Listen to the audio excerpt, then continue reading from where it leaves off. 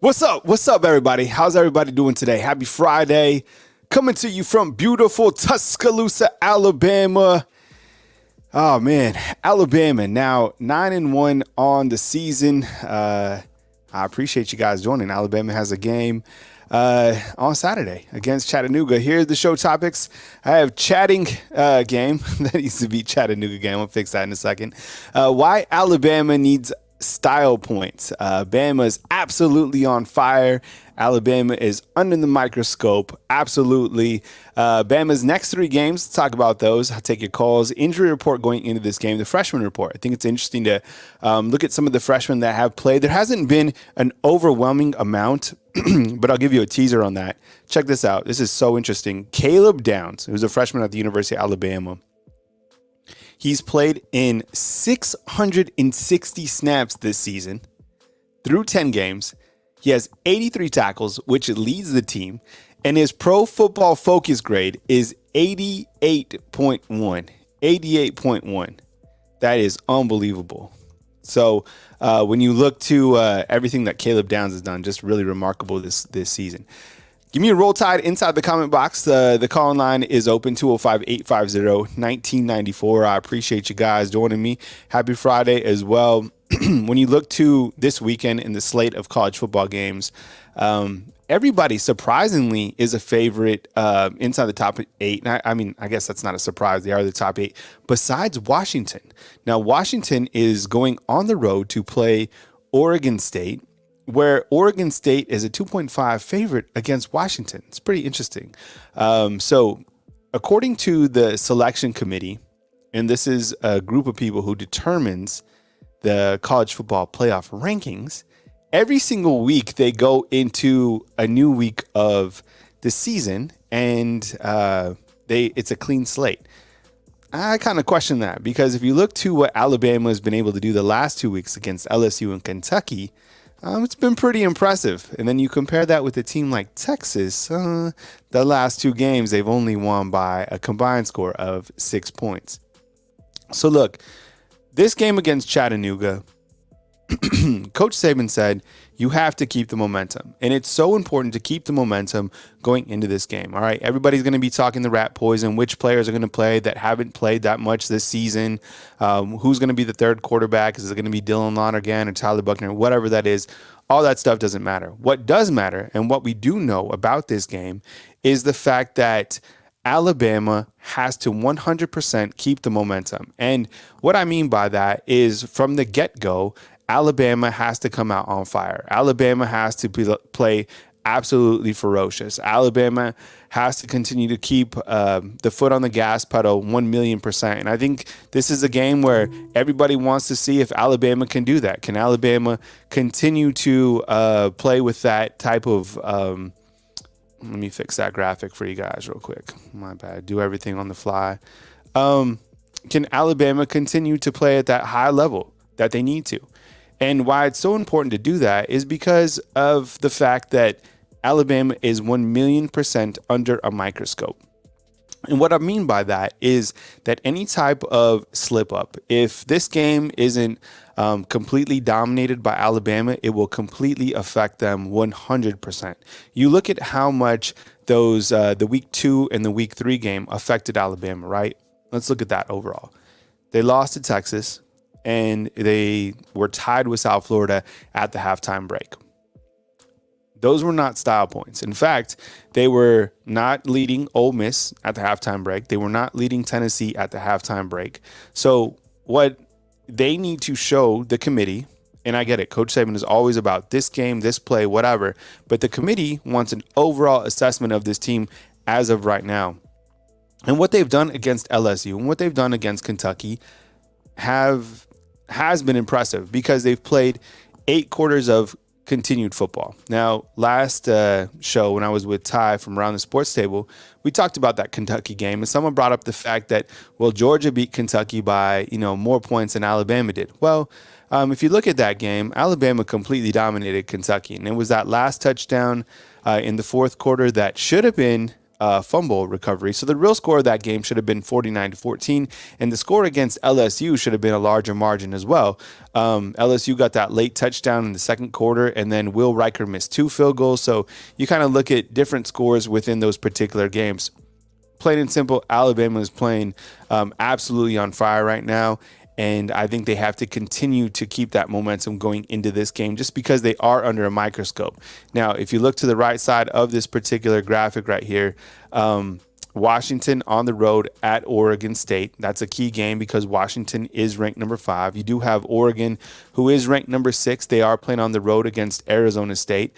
Arizona State was challenging for Washington. Washington had to come from behind in that game as well. And then you have Texas. And as I said in the opening, Texas won their their last 2 games by a combined 6 points. We rewind 2 weeks ago. They beat Kansas State in overtime, a game they should have lost. And then this last game against TCU, they allowed 20 points on the back end, and TCU, they lose. Texas wins that game by 3 points as well. So going into that, into this pivotal week, Alabama has to keep up the momentum. I didn't even put Florida State on here because Florida State plays North Alabama. I mean, I don't even know the favorite. They probably win that game by 50 points or something like that. And then the following week, Florida plays Florida. Let's actually look at the overall schedule real quick of the teams and who they're kind of playing throughout these next couple games. I think kind of gives us a good idea to look at these top 8. And again, the call line is open, and now is a good time to get inside the call queue. Okay, so here are the top 8 and how it looks going into this weekend. You have Georgia, who is the number 1 team, and rightfully so, after defeating Missouri and Ole Miss. They will take on Tennessee, where they are a 10-point favorite. Then they take on Georgia Tech. Number 2 is Ohio State. They take on Minnesota, where they are a 27.5 favorite. Then they take on Michigan at the Big House. Michigan, the Wolverines, 10-0 on the season, a 19-point favorite over Maryland in Coach Locke's, and then they take on Ohio State. Now, let's pause right there and talk about Michigan. Now, this is the interesting thing about Michigan. So, and again, the call line is open, 205-850-1994. So, Michigan head football coach Jim Harbaugh has been suspended by the Big Ten for the last 3 games. So he missed this last game against Penn State. That was when the assistant came on and he was crying that they won and the world is against them. And then the following Monday, Coach Harbaugh said that this is America's team and all this stuff. So going into this game on the road to Maryland, again, Jim Harbaugh will be on, he won't be on the sidelines, and again, against Ohio State as well. And I bring this up because I think it's a slap on the wrist. I mean, why not penalize them for games that were already played? And the Big Ten said that they can't find anything else going on with Michigan. Then why suspend him in the first place, right? So, what are you suspending him for? So I don't think anything is going. I think it's 100% clear that at this point in time, nothing is going to happen with Michigan. Nothing. There's going to be no sanctions this year. If anything comes out, it'll be next year, but nothing is going to happen to Michigan. Nothing at all. So I wouldn't even talk about that anymore because I don't think it's going to affect the Wolverines unless there was some late season bombshell. There's not going to be. I think it's, this 3-game suspension is a slap on the wrist and it's over. So Michigan is going to be right there. Can you imagine? And look, inside the comment box and across the world of college football, if you're not playing Michigan and if Michigan is not on your schedule, then you are not worried about the sign stealing and anything like that. Nothing. You're not even worried about it in the slightest, right? Nothing. Just wait till you play them. You imagine if Michigan ends up as let's say the 2 seed and Alabama ends up as the 3 seed. You imagine what we're going to be talking about, the sign stealing? Seriously, it's not a big deal until it's right in front of your face. So what's up, Ty? I appreciate it, man. Yeah, the hoodie's clean, man. You can get it inside the comment box. I put the description in there, and there's a link for you guys.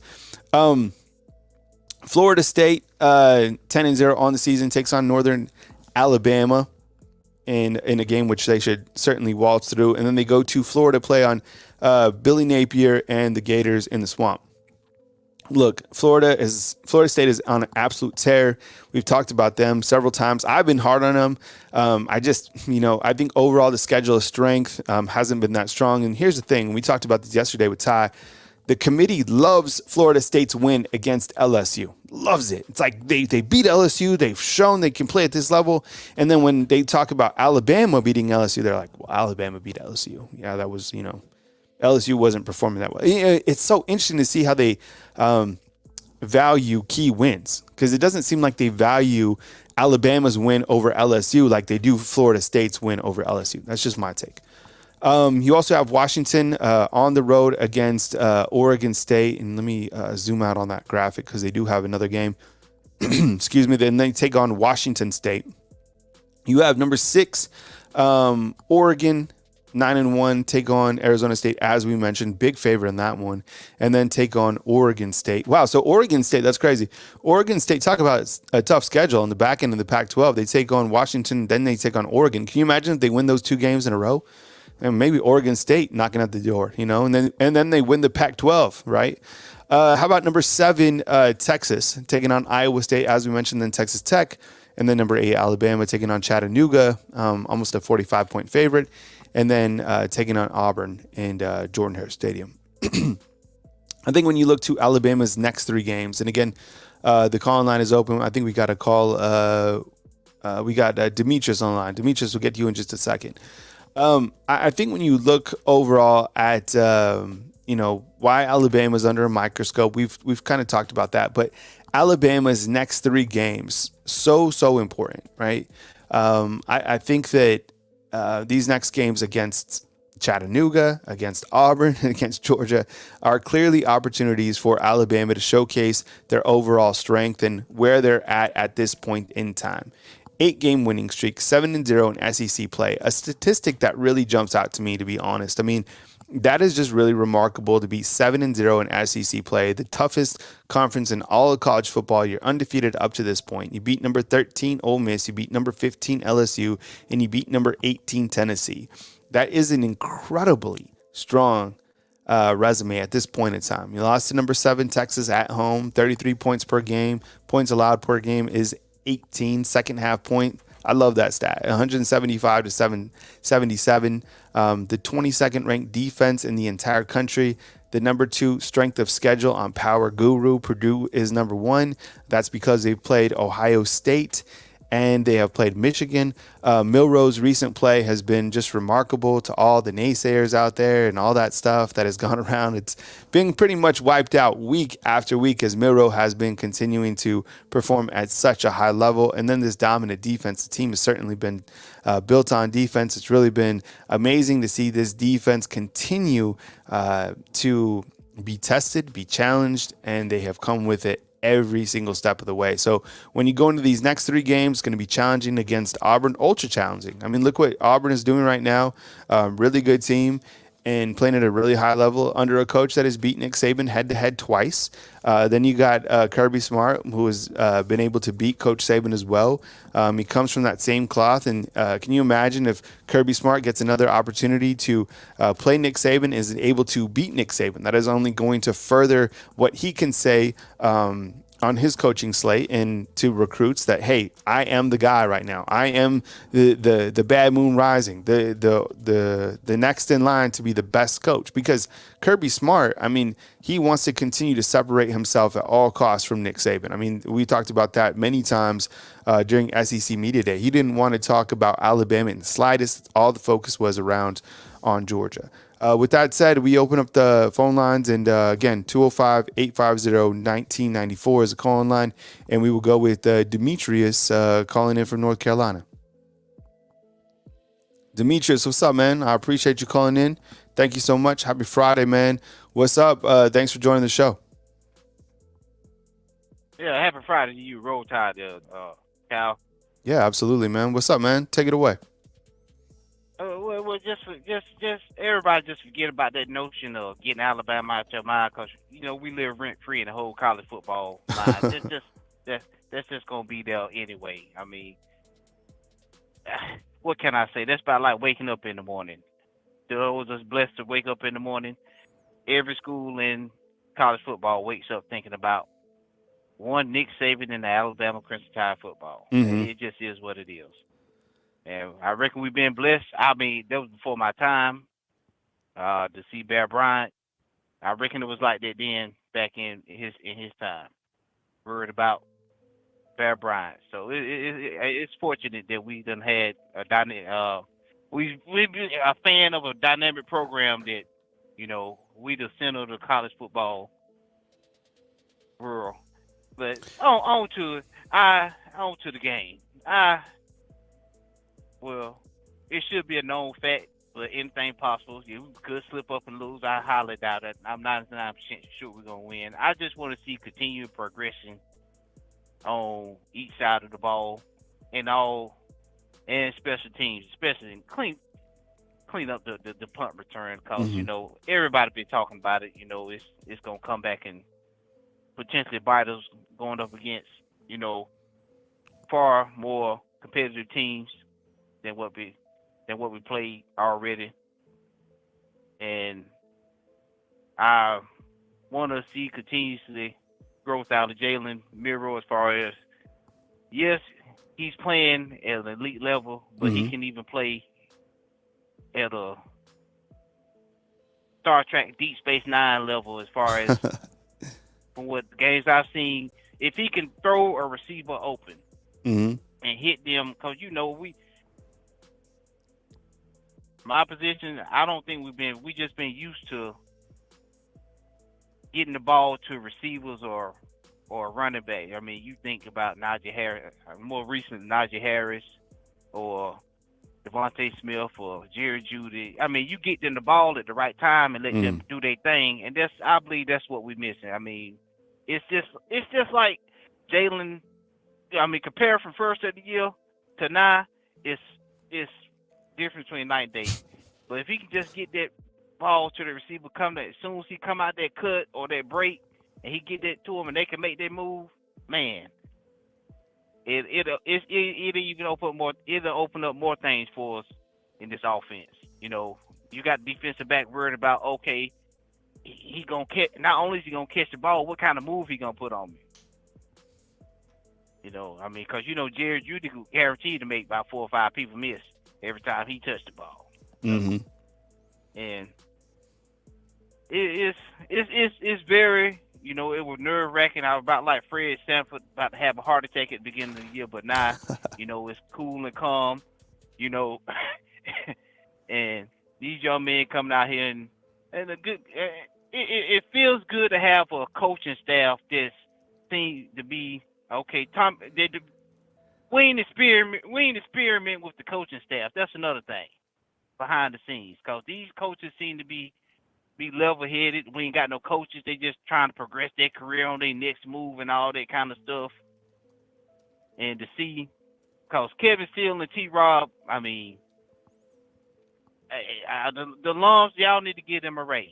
Because this defense it ain't as quite as elite like it have been in the years, but the adjustments they've been able to make have been awesome. Shutting the best of the best offensive down, slowing them.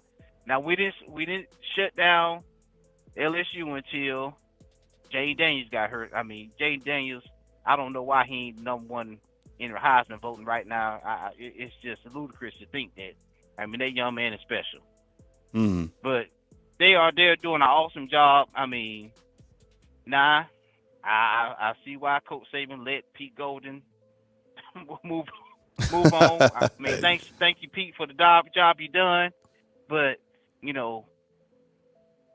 adjustments, I mean, is very, very, very, very. I mean, very timely because years past. I mean, Pete, we weren't gonna make no adjustments, none whatsoever. It was gonna be the same. I think back that Tennessee game, just the same. What was the safety name? He just kept getting beat by Hyde all game long. Wasn't no kind of adjustments, no nothing. I mean, it's been like that for a while, ever since Sean Deion Hamilton and what's my man Evans? What was this? Rashad Evans. Ever since they left, that middle linebacker play have been atrocious, And it wasn't due to the players. It was all. Now we see it was 100% coaching. Even Nick Saban have the coaching job he done this year. I was listening to another Alabama talk show, and the man was talking about what we all, the clinic. Nick Saban have had it. I believe he was saying Nick Saban have had to change, but still hold on to what his standards. He's had to change it, and he had to change his coaching style because we all done seen Nick go off on the sidelines. He can do it now but at the beginning of the season, it wasn't the time to go off on them players. It was time to teach him and coach him. And so, with that being said, my prediction, this is it's gonna be. I don't know the prediction. We're gonna blow them out. The style points. Coach Saban ain't go for them style points. He gonna want to play every down, every play, and rightfully so, because that's how you work on you work on what you need to work on. You can work on some stuff for Auburn. You can work on some stuff for Georgia. Go ahead and get it implemented into your playbook. And so. My 48-10. 48-10. Okay. All right. Yeah. 48-10. Well, I appreciate it, Demetrius. Thank you very much for calling in. 48-10. We got you down, man. Call in again next time, man. Appreciate you. All right. Roll Tide. Roll Tide to you, man. All right. Take it easy. All right. If you guys have questions, you guys could always post it in the comment box as well. I appreciate you guys. I think when you look to, Jeremiah Taylor posted it inside the comment box. I read an article of a fan about the transformation of Tim Keenan. His story is powerful. I like so many dudes on this team. This is a special group destined to do special things. This is a great point, and I think we should absolutely hit on it. I think when you look to the play of Tim Keenan, number one, I think that it's really been impressive to see, because when Tim Keenan first got here, it didn't seem like he was ever going to get on the field just because of his body composition. It just wasn't right. He was really overweight, and I get it. He was extremely powerful. And I've told this story before. We interviewed him one time when he was back at high school, and it was one of the best quotes I've ever had. He said that he loved to basically, because he was getting honestly like double and triple teamed at the high school level, played at Ramsey. And he said his favorite part of the game was when he'd fall on somebody and he'd hear them moan. Like the dude, like that was the quote. Obviously, that was going to fly because he needed to get faster. He needed to get quicker here at the University of Alabama. And that's something that he certainly transformed on. And to see him playing at this high of a level, honestly, I'm going to say this. Okay. What do you think about this? I think that Tim Keenan has outplayed Jaheim Otis this season. I really do. I think Tim Keenan has really played at a very high level. I think it's been Justin Ebogbe that has been Alabama's top defensive lineman. And I think after that, it's probably Tim Keenan. And I think then you can kind of, circulate a couple other guys out. But I think absolutely Tim Keenan has been performing at such a high level. So thank you very much for calling in, Demetrius. I appreciate it. And thank you very much for the question or posting that, Jeremiah Taylor. Thank you so much. Kimberly, what's up? Hey, Kyle, I'm more excited about Alabama football and Auburn next season. I know, but you're with Miss Terry over there. You're causing the rat poison. You got to focus on this game. And we don't have to talk about Jalen. Let me hear you inside the comment box. Here's some rat poison. Who's the third quarterback to play in this game? Who is it? It's going to be Tyler Buckner, or is it going to be Dylan Lott again? All right, so what's up? Yo, Maestro, what's up? We got a question. Who needs to lose more for us to get in the playoffs, Oregon or Texas? Texas. Absolutely. I mean, Texas, look what that loss did. I mean, Texas can continue to win games by 1 point, and they will just stay right there ahead of Alabama. That was the playoff win for Texas. They are living this entire season off beating Alabama at Tuscaloosa. That was a Super Bowl victory for the Texas Longhorns. They had a parade in Austin. Everything is floating. The world of college football was determined in week 2. Every single thing was determined in week 2 when Texas beat Alabama. That was it. That solidified this team, how good this team was, and how good this Texas team was. That's it. Texas doesn't even have to play the rest of the season because they beat Alabama in week 2, and the season's over. That's what it seems like, right? Rank the teams as they are today.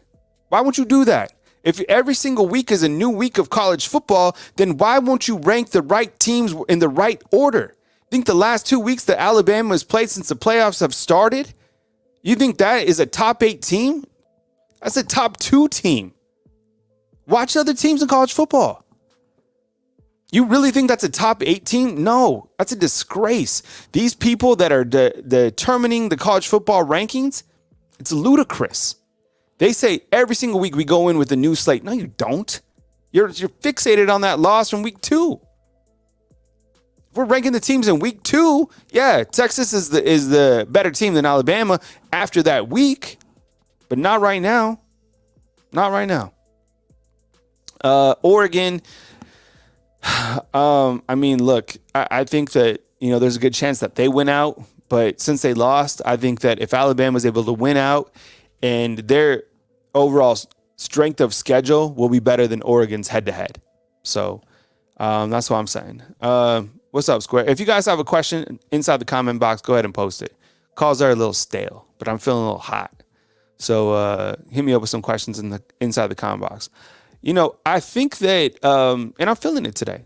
I'm feeling it. Got up this morning, 4:20, did a killer workout. We went down to the Warrior, that is down in downtown Tuscaloosa, and we worked out with cinder blocks. We did these crazy things. They're called World War III sit-ups. So you basically have a cinder block, and you're doing a sit-up, and then you raise a cinder block over you. Yeah, I wanted to go hard. I wanted to go heavy today. I was feeling it.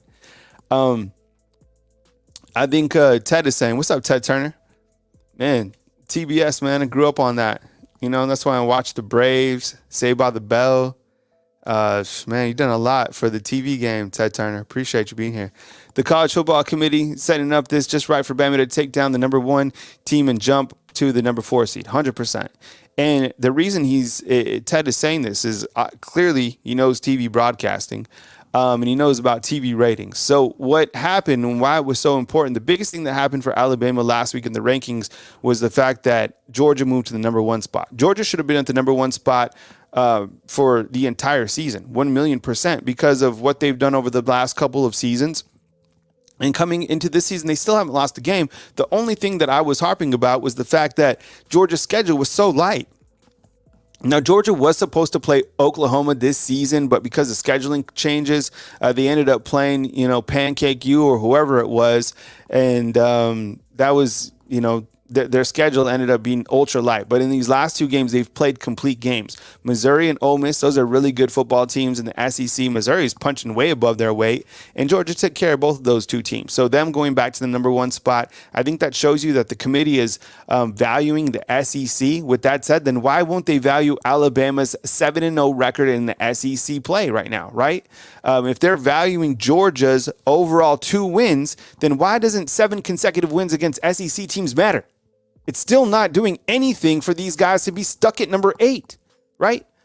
So with that said, Ted Turner brings up a great point. I think Ted owns TNT too.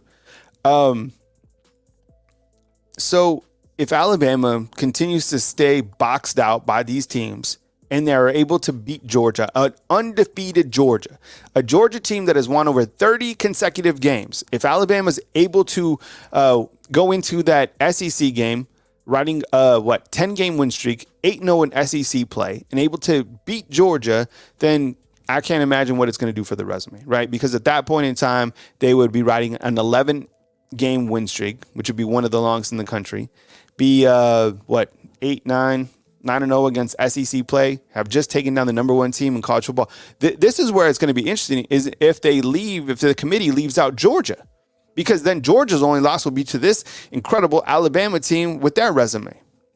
But I don't know. I mean, look, we're all saying this, that Alabama could just go fly down to Jordan-Hare and take care of them and fly down and beat, Georgia. I mean, that Georgia team is a complete team. If you want to have respect for any other team right now in college football, it's Georgia. Right? The way that Carson Beck has transformed, we've all been talking about Jalen Milroe, and he's been balling out of control 1,000,000%. And the transformation has been amazing, but so is Carson Beck. A lot of people aren't talking about him. They're going to start as you continue to see the way that Georgia continues to play. I mean, you'll have another opportunity to watch him against Tennessee. Carson Beck is a great quarterback. He's playing at a very high level. He has all the weapons. Those running backs are good, and their defense is always going to be salty. That's a team that's also up there. That's another top 1-2 team. Georgia and Bama. Just wait next year. Yeah, exactly, Jeff. And Brock Bowers is back, 100%. All right. What's up, Jalen, right? Kyle, who's your breakout player for this particular game? How about Justice Haynes, right? Justice Haynes or throwing some rat poison. I think maybe maybe Ty Simpson has a good game. And that's not to start any quarterback controversy. Just Ty Simpson looked pretty good last game against Kentucky. Why wouldn't he? He's another good quarterback.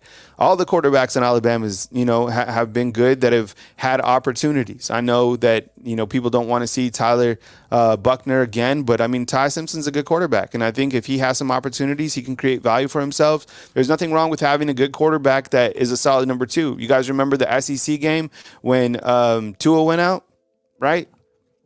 Who came in? Jalen. What did he do? He won the game. So there's nothing wrong with having a quality quarterback. I think Justice Haynes is probably a guy that gets a lot of opportunities. I know people are calling for the 2 outside freshmen to see some playing time, and that being Keon Keeley and Yanzi Pierre. It's amazing that those guys haven't had any opportunities this season. And I get it because they've been playing behind Dallas Turner and Chris Broswell. And the games have been survive in advance. You haven't had a lot of luxuries to be able to play different players. I quickly went through some of the statistics, and I found out on the freshman report, Caleb Downs, of course, have started 660 snaps. You also have Caden Proctor, 568 snaps. Has been really impressive. But the great thing about Caleb Downs at the safety spot, his overall grade is 88.1. 88.1, which is just remarkable. Probably the highest grade out of all the freshmen in the entire country. Justice Haynes, 16 carries for 95 yards this season. Jalen Hell out of Texas, he's been great this year. 4 receptions for 119 yards. Most of those yards came against the Ole Miss Rebels. And then you have Bray Hubbard, who's played in 4 games. Tony Mitchell, who's played in 4 games. We could see Tony Mitchell tomorrow because of the fact that you have Jalen Key, likely out. And then, we don't know really the health status of Devontae Smith. And then if you have Christian Story, I would imagine that Tony Mitchell isn't far behind him in terms of being that next safety. Connor Talty is another field goal kicker that came in. And I think he actually has 1 tackle on the season, which is crazy because Will Riker has played in almost 60 games since he's been here at Alabama. Stay with me. This is a crazy stat. 60 games, and he has 1 total tackle, which was against Auburn. And Connor Talty, who's a freshman, is a kicker, has played in 1 game, and he has 1 tackle. That's a crazy stat to me. All right, we'll go. Let me cruise through, see if there's any more questions. Jeff is saying he thinks Jalen Milroe comes back next season. 1,000,000%. Yeah, 1,000,000%. And for everybody out there that's saying that Julian Sain's going to come over and just take over and be the quarterback, no. Number one, you got to sign Julian Sain. And I know there's a lot of people out there that's like, that's blasphemy. He's going to play when he's going to sign. He hasn't signed. There could be some school that comes in and offers him, a $10 million signing bonus. You don't think Texas A&M? Look what they just did. They just got $76 million to get a coach out. Before that, the highest coaching, payout or buyout was like 21. Texas A&M, I'm telling you, could do whatever they want. They just got $160 million from the 12th Man Club. That's nothing to them. Nothing. You can get $1 billion. That next coach, they could give him whatever you want, and that's just the coach. Think about what they can do for the players. Texas A&M wants to be relevant on all facets. They want to be, they want to have the coach that's on ESPN. They want everything, and they can buy everything, but can you be everything? I don't know. But Jalen Milroe comes back 1,000,000% next year, and you look at all the weapons that he has around him. I can't even imagine what Alabama's offense is going to look like next year, right? You develop more continuity, but I mean, coaches are leaving too. Players are leaving. There's going to be a bunch of guys that hit the transfer portal. That's just the world we live in. I don't know who they're going to be. We don't know even who the guys are going to be next year that are starting. That's why honestly, for all you guys that follow recruiting and stuff, that's old. The recruiting is completely changed. Nobody's following recruiting like they used to, 1,000,000%, because it's all about the transfer portal. The transfer portal is where it's at, and nobody has a scoop on the transfer portal until the players actually enter the transfer portal, and the players aren't even in the transfer portal yet. So like the old recruiting is like watching those guys come in as freshmen and seeing them transform. Yeah, that's going to be part of the story. But now it's about getting players that can fit into your program immediately, right? Those are the players that are going to play. I'm not saying recruiting isn't important anymore because you still have to build your team. But now the more exciting aspect to watch is the guys that are coming in that are transfer guys. Because when you have the transfers that are coming in, that tells you where the team has holes that they need immediate fills in, right? So the transfer portal is where it's at. Same with name, image, and likeness. Jeff is also saying, we have a lot of young players coming back. Yeah, absolutely. I mean, this team, super young. I mean, a lot of sophomores on this squad, 100%. Jarvis, what's up, man? See you inside the comment box. We got a call. We have David from Louisiana, man. Get right to you, man, in just a second. And I think Eli will try to transfer. I would assume. I don't know. I mean, you look at the quarterbacks for next year, right? Jalen. These are the quarterbacks right now. Jalen, Tyler Buckner, Dylan Lonergan, Eli Holstein, Julian Sane. How many quarterbacks can be on the field at the same time? Just one, right? Yeah, so, there's only one ball that you could throw around. I mean, that's welcome to the world of college football. I mean, that's just it. I mean, look how many times other guys have gotten opportunities, right? I mean, the world of college football, there's more parity this year, and there's going to be more parity next year. All right, let's go to David. What's up, David? Appreciate you calling in, man. Good morning. Happy Friday to you. That's right. When you said 420 earlier, I was thinking of something else about 420. But I was like, that's kind of a weird time to get up. But anyway, now this committee needs to open their freaking eyes. I'm not going to cuss. But anyway, they need to look at how Bama has been on the uprise since the Texas USF game, and how Texas has declined over the past couple of weeks. They struggled against Kansas State. Don't get me wrong, Kansas State is a decent team. Then they struggled last weekend against whoever it was. You know, this committee is just thrown off in the head. They don't know nothing about football, evidently. And I believe, like I said before, it's just a anti-Bama committee, in my personal humble opinion. They don't want to see Alabama back in the playoffs, and it's like they're going to try to do everything they can to keep us out. I mean, you know, if we win out, we beat the reigning national champions, you know, two-time national champions, and you know, the domino effect's going to have to happen because Washington's going to have to lose. Oregon's going to have to lose. You know, Michigan, Ohio State, one of them's going to lose. So, you know, I believe Alabama, if we do win out, and I believe we can, that we'll end up jumping into the top four. You know, right now, I mean, if I was to put with the way I've seen everybody play lately, Bama, you know, I'm not going to say Bama should be a top 4 team. They should be at least knocking on the door, at least number 5, the way that they played over the past several weeks. You know, I mean, at that one time, LSU was the number 1 ranked defense. Mm-hmm. I mean, number 1 ranked offense in the country. Mm-hmm. And, you know, our defense shut them down. I mean, this defense here is a legit elite defense, mm-hmm. you know, in my opinion. I mean, when you can shut down in the second half and keep only, 20-something points, I think, that everybody scored over the past several weeks, in the second half. That's a good defense. I don't understand why we can't come out and play like that the first half as well, like we do in the second half with our defense. It's going to be Alabama should handle business tomorrow, no problem.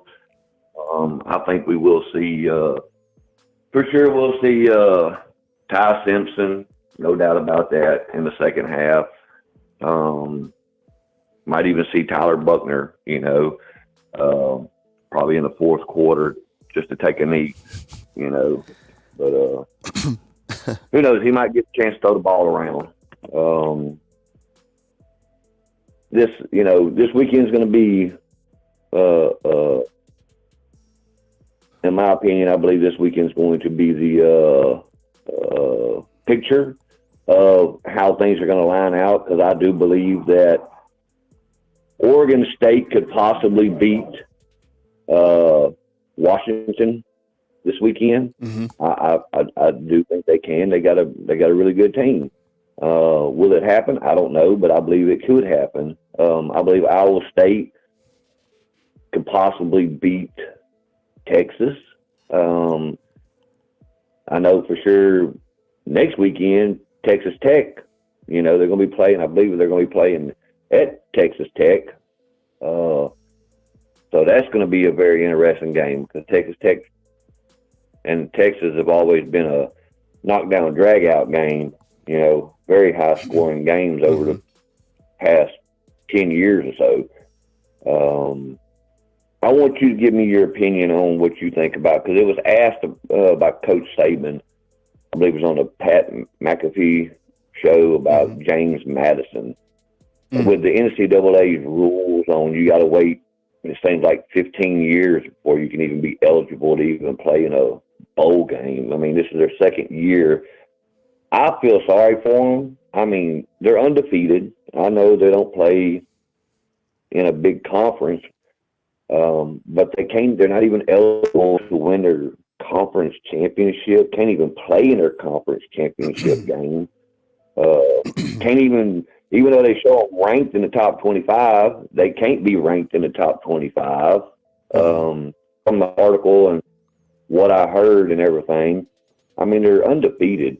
And, their head coach was an assistant under Nick Saban. And so, I mean, I think that's just kind of jacked up, that they can't be in a bowl game or anything like that.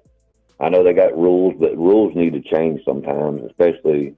Yeah, looking at James Madison's schedule, here it is. I mean, they're beating the teams on their schedule, and they're beating teams that are in the FBS. I mean, that are, could be up for bowl games if things went their way. I mean, Utah State played in a bowl game, not too long ago. I mean, you look at Virginia, they're in the ACC, and James Madison's able to take care of, the Bison to open up the season 38-3. Then they beat Virginia in Virginia 36-35. They go to Troy and they win that game as well by 2.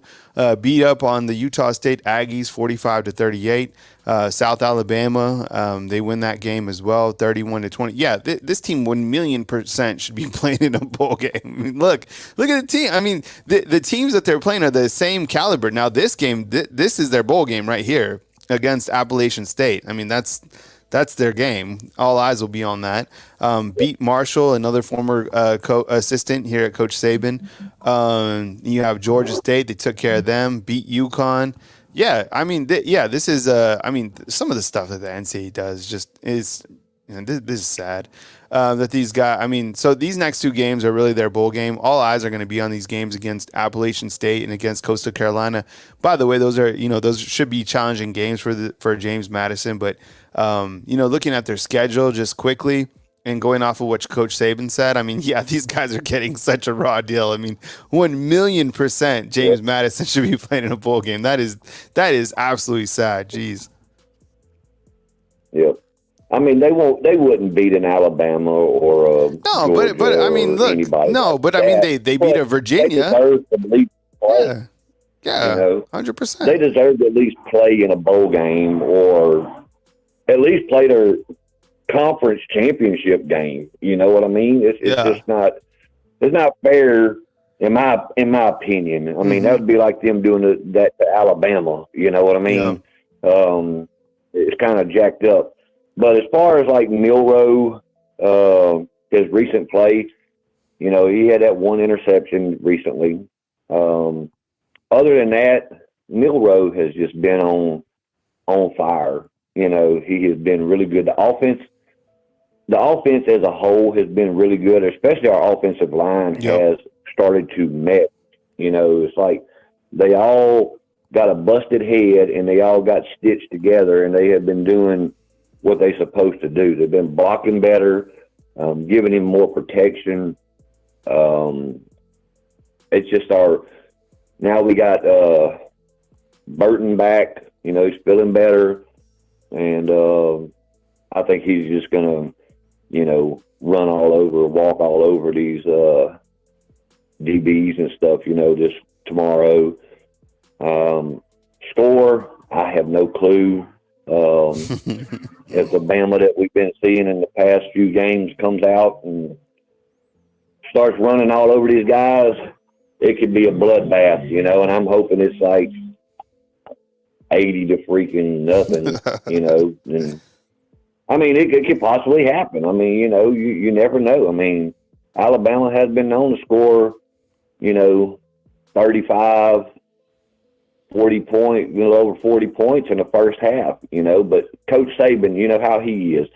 He's not a fan of running up the score on people. I remember several years ago, whenever I forgot who it was. I want to say it was Mark Ingram, who broke a touchdown run against Michigan State, and Saban was on the sidelines yelling, and because he wanted him to go to his knees because they was already winning 50 something to nothing. He wanted him to fall down, but Ingram or whoever it was ran in anyways. But right now with this committee, Bama's got to win big. Yep. We can't let them score. I mean, if they score, 3 points, hey, whoop-de-doo. If they kick a 40-something yard field goal, I mean, it's hard to block field goals. It really is. But I believe it's going to be a big blowout. We can't sleep on them. This team does have a legit quarterback. I forgot where he come from.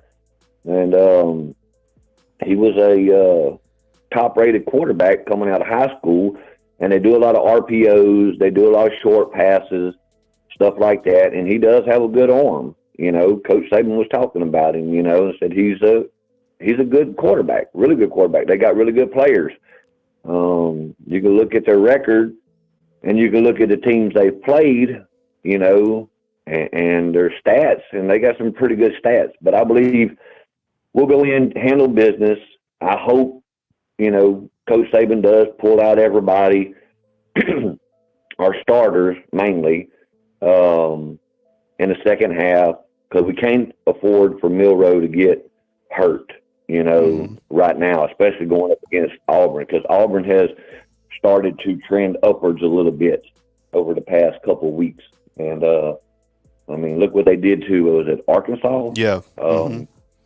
They throttled Arkansas. Yeah. They literally throttled Arkansas. And we struggled against Arkansas. I know it was earlier in the year when everybody was fresh and healthier, but it's going to be a tough game. And somebody in the comment said that he came from UCLA, their quarterback at Chattanooga. I mean, but yeah, it can be a bloodbath, and I hope it is a bloodbath. I hope we can handle business against Auburn next week. It's going to be a tough game. We're playing over there in that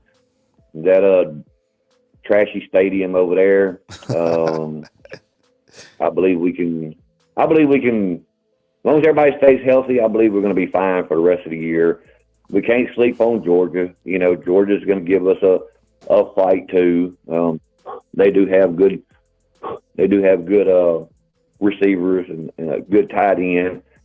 And, the only two we got to worry about really. Didn't they have one of their running backs get hurt and out for the rest of the year or something? They're starting running back. Coach Saban said, about Georgia, yeah, they have one of their running backs out. I mean, but besides that, I mean, Milton has been a beast. I mean, their running game is still definitely intact. So I think, the key ingredient for them was Brock Bowers getting back to 100%, which he is. So, I mean, with him healthy, I mean, he's one, if not, he might be the best player. Like, you have Jalen Milroe and Brock Bowers. I mean, those guys, Jaden Daniels, Penix, you have Bo Nix, who's playing at a very high level. I mean, those guys are just extraordinary and really difference makers, right? Brock Bowers is a difference maker, 100%. I mean, he might not win the Heisman Trophy, but I mean, he can definitely change the momentum of a game 100% or take over a game. Just ask the Auburn Tigers. I mean, that game was close with Auburn until he really took over. David, but I appreciate you calling in, man, and definitely, like always, man, calling again, and we'll catch up soon. All right, brother. God bless everyone. God bless this great country, and roll tide, roll. Roll tide, roll, man. Take it easy. All right, that's David calling in from Louisiana. We got a 202 next. I appreciate you being patient. What's up, Wookie? I appreciate it, man. Thanks for the $2 super chat. Thank you so much. Really appreciate you being here, and appreciate the super chat. Thank you so much. Leave that up on the screen for a second. Thank you very much. Jarvis is saying Jalen Milroe is the most dangerous quarterback in the Saban era. Woo, man, that's a whole show, right? Pick your most dangerous quarterback, right? Tua, Jalen Milroe. It actually, if you ask like Chat GPT, right, to build the best Alabama football team, the computer program that's taking over the world. We're getting to this point where it's like T2. You've seen Terminator, right? You guys are old enough to see Terminator: Rise of the Machines, right? So if you ask this computer program to build the best team out, all right, I'm gonna catch a lot of flack for this, but it is saying that Joe Namath is the best all-time quarterback at Alabama, right? Is that true? Look, I mean, Joe Namath, Broadway Joe, I mean, a great quarterback for sure. But in this day and age, I mean, these last quarterbacks that have come through, I think, are a lot more talented just because of the way that the game has changed. The players are stronger. I seen, Coach Namath Joe Namath at the football stadium several times, up in the press box, walking around for sure. But I don't know if he's the best all-time quarterback. I mean, look, there was just a guy drafted last year that was the number one pick in the NFL draft. Now, he's with the Carolina Panthers, and he's playing with, a subpar team. But that's, over here, he was a complete monster. So is Jalen Hurts. Look what he's doing for the Eagles. Look at Tua. Look at Mac Jones. Mac Jones is having his struggles, but all those guys are absolute monsters. All right. The Chat GPT says that after Joe Namath, the second quarterback would be Tua. So that's what the computer says. We go to a human now with the 202, which is much better. Thanks for being patient. 202, let's get it. Hey, thanks for being patient. You're on the line with Kyle Henderson. Who am I on the line with and where are you calling in from? Hey, my name is Zach. I'm calling from Norman, Oklahoma, actually, but I'm a big lifelong Alabama fan. Oh, I appreciate it. Yeah, I saw the 202. I thought we're getting so I think that's DC. But anyways, I appreciate you calling in from Oklahoma. I love getting calls from all over the country, and welcome on to the show, man. Take it away. Yeah, I appreciate it. Yeah, it is a DC area code. I guess when I bought this phone, it's a prepaid phone that I bought. It gave me a 202 area code, so I didn't punch in 1 to 2. So that's what it just gave me. Maybe that's where one of their headquarters is. I think Houston's another. Got you. Okay. So I'll start with the committee rankings. That is such garbage. Alabama. If you asked me, if it were my choice, I would have Georgia 1 and Bama 2. Yeah. Because of the way that Bama is playing right now. I don't care what happened in September. I do care, but it's irrelevant to what's going on right now unless you're a Texas fan. If they met today, if Bama and Texas met today, Bama would smoke them probably by 14 points, maybe more than that. It's just really, you just got to look at what's going on right now. And Alabama's ascending. They're an ascending team. They're only getting better. They seem to be. I think as far as the Chattanooga game goes, if you want a prediction on that one, I'm going 59-0. I think if I was going to go with the score, that's what I'll go with. I don't know that it'll be obviously it'll be at a total shutout because of 0, but I wouldn't be surprised if there's like a missed field goal or 2 for Chattanooga. But yeah, I think they're just gonna at the rate they're going. It'd be hard to. I just find it hard to see Chattanooga scoring a touchdown. And I think Alabama can just run away with as far as points. And I think there could also be a few defensive scores in there, like maybe a couple pick sixes or something. That's why I bumped it up so high, because they've been averaging 40 with not many or any of those. So I can realistically see 14 or 21 points off of some turnovers as well. I'm going to this is where everybody's going to think I'm crazy and lose me. But I'm going to go with on the Georgia and Tennessee game. I'm going to go with a shocker. I think Tennessee's going to pull off a close win. I think that because mainly they got punched in the mouth by Missouri. Their pride is down right now.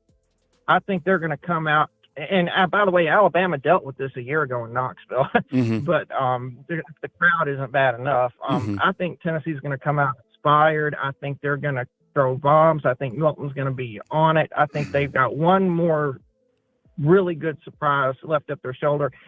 And on the contrary, on the Georgia side, I don't think we're going to see as exceptional of performances we've seen from them the last couple of weeks. And I'll throw another thing in there about that Ole Miss win. I don't think Mississippi was just playing their best game. The first couple drives, the first scores, they looked like they were playing fast and playing hard, but I don't know. They just kind of looked lifeless to me, especially the second half. It just looked like their mind wasn't really, just kind of slipped out of it. Now, of course, the Georgia push might have had something to do with that, but it just looked to me like they weren't playing their best game for a while. Now, if my poor prediction is right, I think Georgia becomes very hard to beat for any team they play in the future if they do lose a game. I think all Georgia losing a game is going to do is refocus them, re-energize them. They'll buzzsaw through Georgia Tech. I think even if they win or beat Tennessee, I think they'll buzzsaw through Georgia Tech. And I think for Alabama, it would be harder to beat Georgia if they had one loss. I see it very difficult for Alabama to beat them with one loss. I think if Bama's going to beat them, then Georgia needs to be undefeated. And I'm not talking about just for how it'll look rankings-wise. I'm talking, quality of win for us. I'm talking about, just Georgia will be more intense if they've got one loss. So,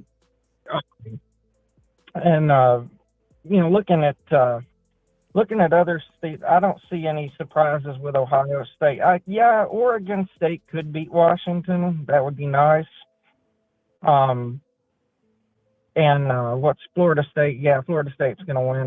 Now, next week, that Florida State might be a little interesting. I think Florida, you'll see something similar to with what's going to go on with Tennessee. They're going to defend their house. Actually, is Florida State playing them in the Swamp? that game is at the Swamp, yeah. Yeah, so you'll probably see Florida play pretty inspired, rivalry week and try to defend their house. Maybe we can get a surprise out. I don't know. I think Florida State will be more likely to lose, though, in their conference championship game. I don't know if it's a done deal that they're playing Louisville or not. Yeah, I think it is. Yeah, I think they're on track to play Louisville. Yeah. So I think Louisville could beat them, and Texas and Iowa State. Man, I want to go for. I want to pick Iowa State, but man, they tend to lose. They tend to. And I've seen this with Oklahoma teams a lot because I live here in Norman. I've seen this a lot with Iowa State. They always play you hard. Every once in a blue moon they'll pull off the shocker, but generally they just fall short in these big games. I think they'll be competitive. I think it'll be a good game for 3 quarters, and I think it'll be similar to what happened with Alabama. I think Texas is just going to bully them in the end. And it's actually contrary to Texas's last couple games because they kind of got weaker in the fourth quarter, but I don't know that that'll be the case, especially if their season is on the line. And I've heard a lot of people say Oklahoma and Texas are playing in the title. I don't think it is going to be Oklahoma, is it? It's right now it's Oklahoma State right now. Yeah, that makes more sense. And I think honestly, I wish it was Kansas State. I don't know if it still can be, but I think out of all those teams, Kansas State probably stands the best chance. Well, I mean, that game just went into overtime. I mean, they had so many opportunities to beat Texas, you know. I mean, and I get it. The game was in Austin. I thought the coach made the right call, you know, for going for it on fourth down to go for, for the win rather than to go for the tie to push it again to double overtime. But no, I get what you're saying. I think when you look at the slate, I think that this Georgia going to Tennessee game, it's totally plausible that Tennessee is able to beat Georgia. I think that Georgia is playing at a great level, but as we saw, Josh Heupel was able to win a big game last year. I think Georgia certainly has to have their heads on a swivel because Tennessee is a team that can beat you. That quarterback is really dynamic, and I think Tennessee they're a good football team. I mean, Josh Heupel's done a really good job with that Tennessee team. Look what they've done over the past couple years. I'm sure they're going to sustain that momentum into next season. I think another point that you hit on would be the fact that you look to this Texas game against Iowa State. Iowa State, the game is in Iowa State. I haven't even checked the weather up in Ames, but sometimes it can get dicey up there. And for whatever reason, those Big 12 games can go either way. I think Florida State and Louisville, that could be a game that potentially could be a coin flip. But Jordan Travis is playing at such a high level. It's just kind of tough to deal with him right now. Plus, he has all his weapons back. I think Georgia losing to Tennessee would hurt Alabama's chances to get into the playoffs because even if Alabama is to get to that point, Alabama, and let's say Alabama does beat a one-loss Georgia team, well, the committee is going to be C. Well, the SEC wasn't as strong as they've been, considering that Georgia lost to, Tennessee. So who knows what's going to happen. But, hey, I appreciate you calling in from Norman, Oklahoma. Thank you very much. Please call again. I like to get different takes, and specifically because you're in the Big 12 heartbeat, it's kind of good to get that pulse from that side of the country. So I appreciate it. Yeah, absolutely. Absolutely. It's great to talk to you. All right, man. Take it easy. Thank you so much. All right. Fam, I appreciate you guys joining today. Hope you guys have a fantastic Friday. Thanks for joining me today on Friday, November 17th. Tomorrow, you got Alabama taking on Tennessee, Chattanooga right here at beautiful Bryant-Denny Stadium. It's senior day. The kickoff is at 11 a.m. and it is on SEC+. So definitely check out that game. We'll have the post-game show with the coaches and, of course, Coach Saban's press conference and much more coming your way right here on Bama Football. On YouTube. Hit the thumbs up, like, subscribe, and stay tuned for more coverage right here on Bama Football on YouTube. Have a great Friday, everyone, and I'll talk to you guys soon.